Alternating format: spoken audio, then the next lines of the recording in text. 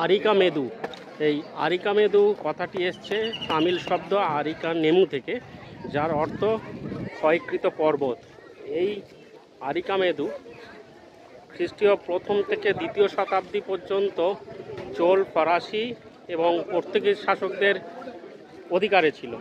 এবং এই আরিকা মেদুর একটি বৈশিষ্ট্য হচ্ছে, আরেকটি কারণে বিখ্যাত, সেটা হচ্ছে যে এই আরিকা মেদু এখানকার যে কাঁচের পুঁতি উৎপাদনের ব্যবসা, সেটা সারা পৃথিবীর পুঁতি উৎপাদনের জননী হিসেবে পরিচিত। এবং জায়গাটা হচ্ছে বে অফ বেঙ্গলের একটি তীরবর্তী অঞ্চলে অবস্থিত। আর জায়গাটা এখন প্রায় ধ্বংসাবশেষ আছে। তো এই সেই জায়গা আরিকা মেদু।